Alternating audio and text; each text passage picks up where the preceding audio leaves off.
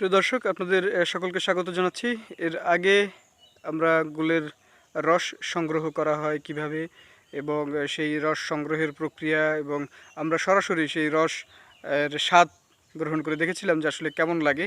এবং এই রস সংগ্রহ করার পরের যে প্রক্রিয়াটি সেটি হচ্ছে যে এটি দিয়ে গুড় তৈরি করা হয়। এবং আমরা এখন রয়েছি সেই বেহালা গ্রামে, যে গ্রামে এর মাঠ থেকে আমরা দেখাচ্ছিলাম যে কিভাবে রস সংগ্রহ করা হয় এই গ্রামের একটি বাড়িতে। এবং সেই বাড়িতে আমরা আপনাদেরকে দেখাবো যে আসলে কিভাবে এই গোলের রস থেকে গুড় তৈরি করা হয় এবং সেই গুড় তৈরির প্রক্রিয়াটি সম্পর্কে আমরা আপনাদেরকে জানাবো। প্রিয় দর্শক, আমরা এখন যেমনটি বলছিলাম যে আমরা একটি বাড়িতে প্রবেশ করছি এবং এই বাড়িটিতেই কিন্তু সেই যে গুলের রস থেকে যে গুড় উৎপাদন করা হয় সেই প্রক্রিয়াটি এখন এখানে চলমান রয়েছে। এবং আমরা সেই প্রক্রিয়াটি আমরা আপনাদেরকে একদম সরাসরি দেখানোর চেষ্টা করছি এবং কিভাবে আসলে সেই রস থেকে যে গুড় উৎপাদন করা হয় সেই প্রক্রিয়াটি তারা এখানে করছেন। এবং এই রস থেকে গুড় উৎপাদনের পরে এই গুড় কিন্তু এইখানকার যে স্থানীয় বাজারগুলো রয়েছে সেই বাজারে বিক্রি করা হবে। এবং এই যে দেখছেন যে একটি তাফাল রয়েছে, স্থানীয় ভাষায় এটিকে তাফাল বলা হয়ে থাকে। সেই তাফালের ভিতর তারা গুলটিকে জাল দিচ্ছেন এবং এই জাল দেওয়ার পরে কিন্তু আসলে এটি রস থেকে গুড়ে পরিণত হবে।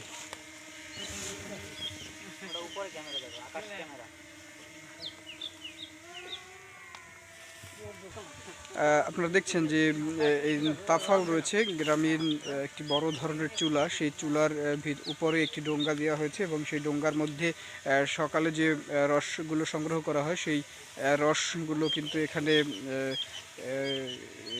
ডোঙ্গার ভিতরে ঢেলে দিয়ে জাল দেওয়া হচ্ছে। এবং এই জাল দেওয়ার ফলে একটা পর্যায়ে গিয়ে কিন্তু সে আসলে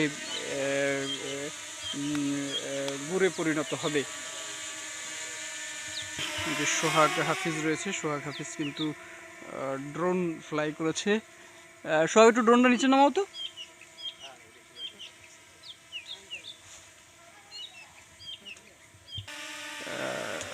এই সেই ড্রোনটি দেখতে পাচ্ছেন সোহাগ উড়াচ্ছে এবং ড্রোন থেকে এই যে গোলের গুড় তৈরির প্রক্রিয়াটি সেই ছবি ধারণ করছেন।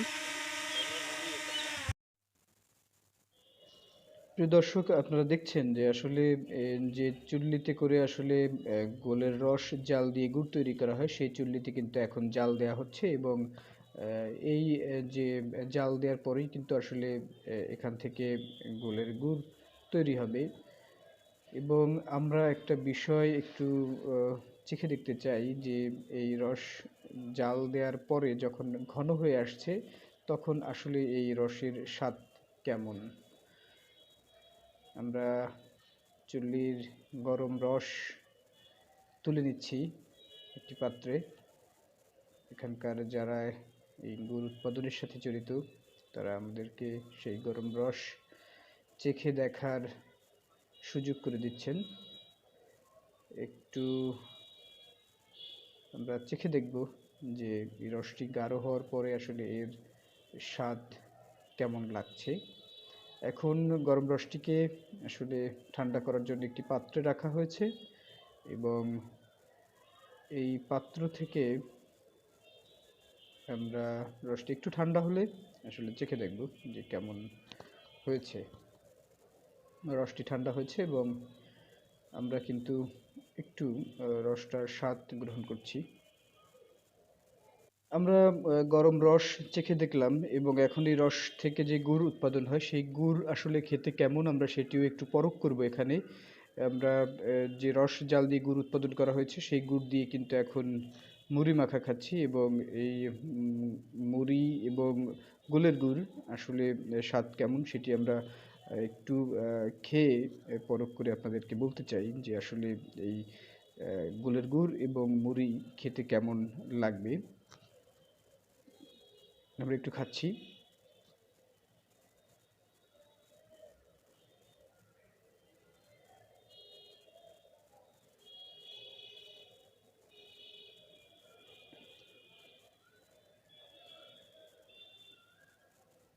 আমার কাছে আসলে এই যে গোলের গুড় এবং মুড়ি এটি কিন্তু আসলেই যে রয়েছে সেটার মতোই লেগেছে। তবে খেজুর গুড়ের মতোই লেগেছে, তবে একটু নোনতা ভাবটা বেশি রয়েছে এখানে। আমরা রসে যেরকম নোনতা ভাবটা পেয়েছিলাম তার থেকে একটু বেশি রয়েছে। আমাদের সাথে সোহাগ আছেন, সোহাগও কিন্তু আসলে সেই গোলের গুড় আর মুড়ি খাচ্ছে। সোহাগ আছে, হৃদয় আছে, হৃদয় কিন্তু সেই গোলের গুড় এবং মুড়ি খাচ্ছে এবং প্রত্যেকেই কিন্তু আসলে খাবারটাকে বেশ উপভোগ করছেন। এবং আমরাও আশা করি আপনারাও এই গুলের গুড়ের স্বাদ গ্রহণ করবেন। বরগুনার তালতলী উপজেলার বেহালা গ্রামে এসে এই গুলের গুড় আপনারা সংগ্রহ করতে পারবেন। দর্শক, আপনাদেরকে আমরা শুরু থেকে যেমন রস সংগ্রহ এবং সেই রস দিয়ে আসলে গুড় তৈরি কীভাবে করা হয় সেই বিষয়টি দেখিয়েছি এবং গুড়ের স্বাদটা কেমন লাগে সেটিও কিন্তু আমরা দেখিয়েছি। এবং আমি আর একটা বিষয় একটু বলতে চাই যে এই যারা গুড় বা রস সংগ্রহ করেন তাদের একটি দাবি রয়েছে, কিন্তু তাদের যে এই গুড়গুলো উৎপাদন করা হয় এই গুড়গুলো এখানকার স্থানীয় বাজারে বিক্রি করা হয়। তাই সরকারের সংশ্লিষ্ট মহল যদি এই গুড়গুলোকে বাজারজাত করার ব্যবস্থা করেন এবং তাহলে কিন্তু এই যারা এই পেশার সাথে জড়িত রয়েছে তারা লাভবান হবেন এবং এই পেশাটি যুগের পর যুগ টিকে থাকবে। এবং সেই প্রত্যাশা আমরাও করি যাতে সরকারের সংশ্লিষ্ট কর্তৃপক্ষ গুড়গুলোকে বাণিজ্যিকভাবে বাজারজাতকরণের ব্যবস্থা করেন, তাতে এই যে শেয়ারি যারা রয়েছেন, যারা এই রস এবং গুড় তৈরি উৎপাদনের কাজে জড়িত, তারা বছরের পর বছর টিকে থাকতে পারবে। আজকের মতো আমি বিদায় নিচ্ছি, এরপর অন্য কোনো ভিডিওতে আবারও আপনাদের সাথে দেখা হবে। ততক্ষণ পর্যন্ত আমাদের সাথে থাকবেন এবং আমাদের এই ফেসবুক পেজ এবং ইউটিউবে যুক্ত থেকে আপনাদের গুরুত্বপূর্ণ মতামত জানাবেন।